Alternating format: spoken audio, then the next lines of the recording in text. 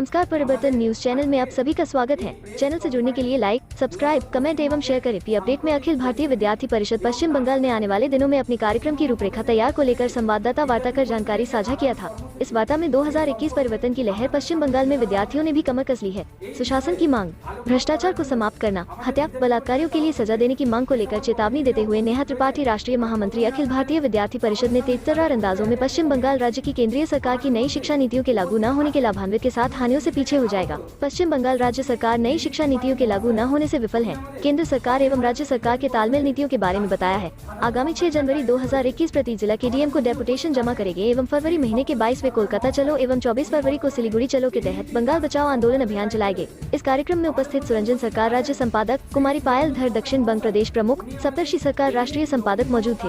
राज्य संपादकेर दायित्वे रयेछेन। এছাড়া উপস্থিত আছেন কুমারী পায়েল ধর মহাশয়া, উনি দক্ষিণবঙ্গ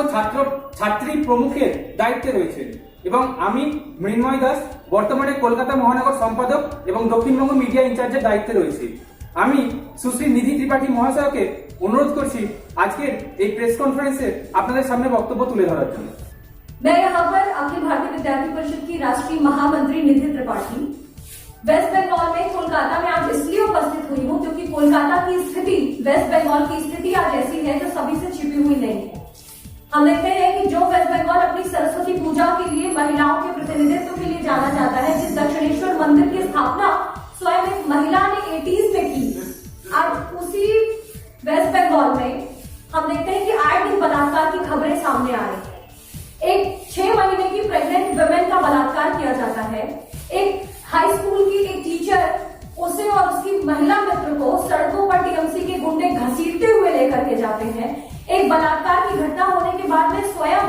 एक महिला मुख्यमंत्री, जो कि वेस्ट बंगाल की मुख्यमंत्री स्वयं महिला है, और वो ये स्टेटमेंट देती है कि ये तो सिर्फ सजा सवारा करके उस बलात्कार की घटना को ये महिला प्रस्तुत कर रही है, और ऐसा कहने पर बलात्कार की पीड़िता महिला का मजाक उड़ाने का काम इस वेस्ट बंगाल की एक महिला मुख्यमंत्री के माध्यम से किया जाता है। ये बहुत ही ज्यादा निंदनीय और अशोभनीय घटना वेस्ट बंगाल में घटित हो रही है। हम देखते हैं कि जहां पर एक स्कूल से लौट रही एक बच्ची का बलात्कार कर लिया जाता है, जब उसकी मां आवाज उठाती है तो कुछ TMC के गुंडे उसकी मां को प्रताड़ित करते हैं और उसकी मां का भी मर्डर कर दिया जाता है।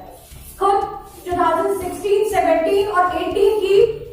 नेशनल क्राइम रिपोर्ट ब्यूरो का ये डाटा कहता है कि किस प्रकार से ह्यूमन ट्रैफिकिंग, चाइल्ड ट्रैफिकिंग या फिर महिलाओं से बलात्कार की घटनाएं किस प्रकार से वेस्ट बंगाल में लगातार बढ़ रही है। और ऐसी भी सिचुएशन आती है कि स्वयं नेशनल वुमेन कमीशन की जो प्रेसिडेंट है रेखा जी को स्वयं वेस्ट बंगाल में कोलकाता में आकर के ये कहना पड़ता है कि महिलाओं के साथ में, महिलाओं के विरोध में हो रही घटनाएं, हिंसाएं लगातार वेस्ट बंगाल में बढ़ रही है।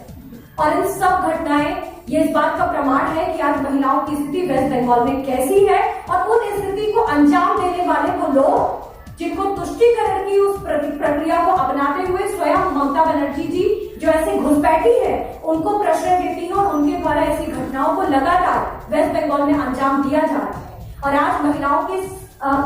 समर्थन में वेस्ट बंगाल में आज आवाज उठाने की आवश्यकता है, जिसको लेकर के विद्यार्थी परिषद निरंतर सक्रिय है और अपनी आवाज को बुलंद कर रही है। हम देख रहे हैं कि आज किस प्रकार से वेस्ट में जब यहाँ की जो मेजॉरिटी के लोग हैं, किस प्रकार से उनको दुर्गा पूजा में मूर्ति विसर्जन न करने के लिए उनको बाध्य कर दिया जाता है, सिर्फ इसलिए ताकि किसी की ताजिया निकल सके, किसी का जलसा निकल सके, किसी का जुलूस निकल सके। इसलिए उनको अपनी तिथि को बदलने के लिए कहा जाता है कि वो आज दुर्गा माता की मूर्ति का विसर्जन न करके 2 दिन बाद विसर्जन करें। हम देखते हैं कि ऐसे ही फेलोशिप और स्कॉलरशिप के मामले में हो तो उन स्टूडेंट्स को जो फेलोशिप मिलनी चाहिए वो फेलोशिप उनको ना दे करके किसी दूसरे संप्रदाय के लोगों को, ज्यादा से ज्यादा लोगों को वो फेलोशिप देने के लिए प्रयास किया जाता है। ऐसे ही यदि हम अलग अलग स्थानों पर देखें तो किस प्रकार से मुख्यमंत्री के माध्यम से और उनके जो फॉलोअर्स हैं, उनके फॉलोअर्स के माध्यम से भी अलग अलग प्रकार की गतिविधियां अपनाई जाती है। जब राजेश और तापस नामक 2 छात्र बांग्ला भाषा के प्राध्यापक की नियुक्ति की मांग करते हैं तो वहां पर उनकी बांग्ला भाषा के प्राध्यापक की नियुक्ति न करते हुए उर्दू भाषा के प्राध्यापकों की नियुक्ति की जाती है। और जब वो विरोध में छात्र आवाज उठाते हैं तो स्वयं ममता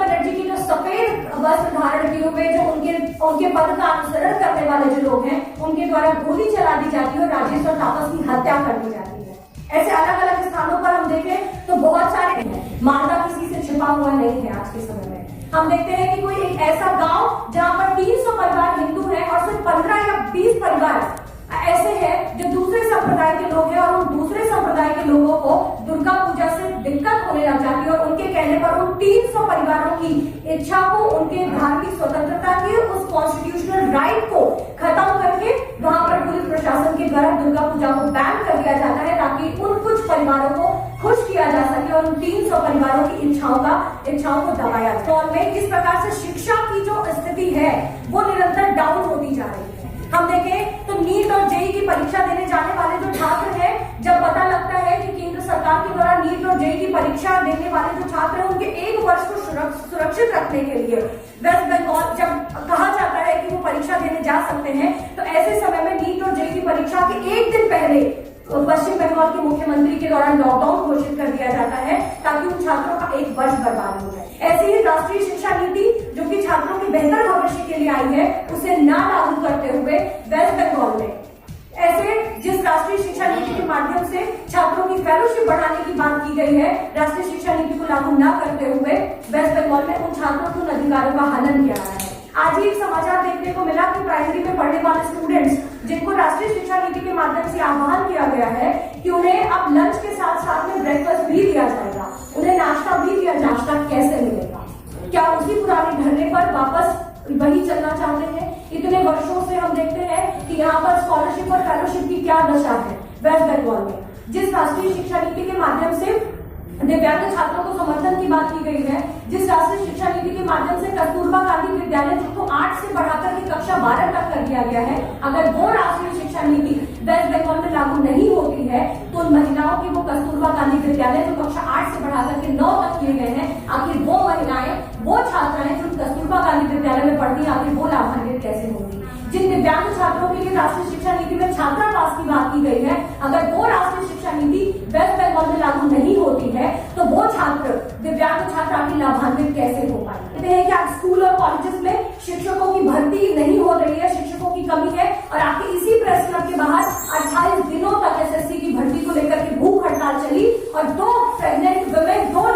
महिला प्राध्यापिकाएं ऐसी थी जिनका मिसकैरेज तक हुआ, जिनका गर्भपात हो गया, सिर्फ इसलिए क्योंकि वो अपने अधिकारों की रक्षा के लिए 28 दिनों तक हंगर स्ट्राइक पर इसी प्रेस क्लब के बाहर बैठी थी। वो भर्ती किया जाएगा, बाद में टीएमसी के वर्कर्स अपने किसी रिश्तेदार को किसी और को लेकर के भर्ती करते हुए चले जाते हैं। तो आज किस प्रकार से ममता बनर्जी के जो फॉलोअर्स हैं,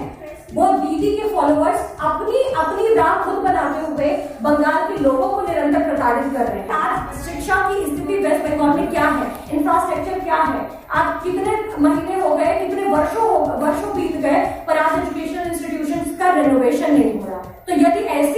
ऐसी स्थितियां आती है तो उनके निराकरण के लिए किसी को तो आवाज उठानी पड़ेगी, और उन आवाज को उठाने के लिए विद्यार्थी परिषद आगे आएगा। हम देखते हैं कि आज भ्रष्टाचार की स्थिति क्या है वेस्ट बंगाल में, चाहे शारदा चिटफंड घोटाले की बात हो, नारदा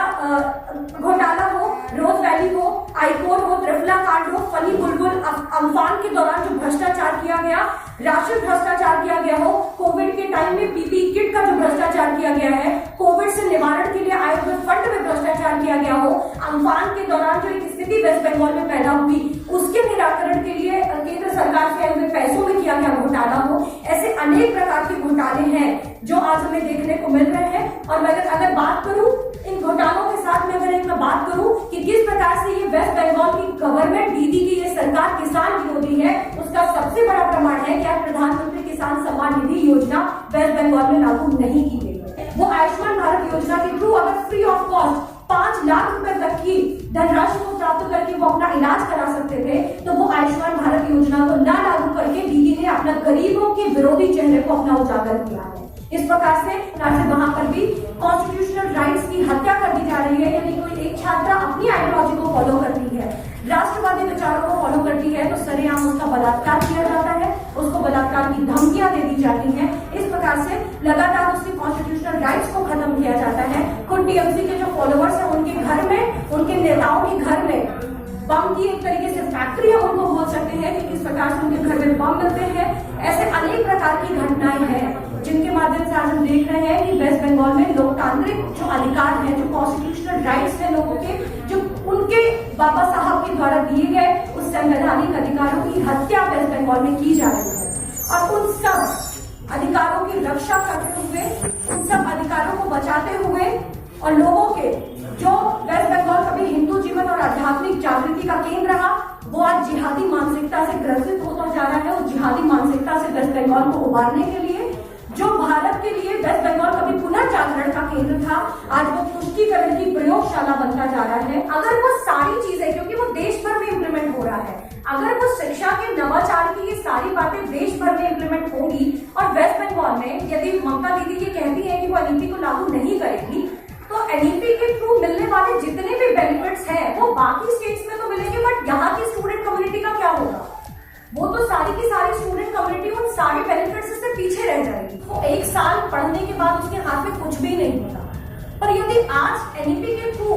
उस एक स्टूडेंट को मल्टीपल एंट्री और मल्टीपल एग्जिट के ऑप्शन के थ्रू उस स्टूडेंट को एटलीस्ट इतनी तो स्वतंत्रता है कि वो सर्टिफिकेट, डिप्लोमा या फिर डिग्री लेकर के 1 साल, 2 साल, 3 साल बाद निकलेगा तो उसके पास तो ऑप्शन होगा।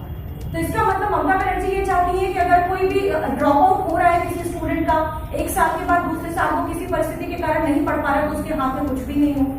तो ये तो ममता बनर्जी का, दीदी का ये पूरा स्टूडेंट विरोधी चेहरा है जो वो बार बार एनईपी न लागू करके दिखा रहे हैं। और आने वाले समय में विद्यार्थी परिषद पूरे वेस्ट बंगाल में आंदोलन चलाएगी, जिसकी शुरुआत 6 तारीख को, 6 जनवरी को होने जा रही है। 6 जनवरी को विद्यार्थी परिषद पूरे वेस्ट बंगाल में हर एक जिला स्तर पर डीएम को जाकर के ज्ञापन सौंपेगी ताकि व्यवस्थाओं का निराकरण किया जा सके। रोजगार की समस्या को उबारने के लिए एक रिपोर्ट जो कहती है कि आज वेस्ट बंगाल में जो बेरोजगारी का दर है वो 6% से अधिक जा चुका है। ऐसे समस्त प्रकार की समस्याओं के निराकरण के लिए विद्यार्थी परिषद पूरे वेस्ट बंगाल में आंदोलन चलाने जा रही है। और ममता जी, आपसे रिक्वेस्ट है कि आप, रिक्वेस्ट ही क्या, आज विद्यार्थी परिषद आपको इस प्रेस कॉन्फ्रेंस के माध्यम से चेतावनी भी दे रही है कि आप लोगों के लोकतांत्रिक अधिकारों की हत्या करने में माहिर है। विद्यार्थी परिषद लोकतांत्रिक अधिकारों की रक्षा के लिए आंदोलन पूरे वेस्ट बंगाल में चलाने जा रहा है। आप रोक सकती हैं तो रोक लीजिए, क्योंकि ये विद्यार्थी परिषद का कार्यकर्ता है, संवैधानिक अधिकारों पर भरोसा करता है और कॉन्स्टिट्यूशनल अपने अधिकारों की रक्षा के लिए लड़ाई लड़ेगा।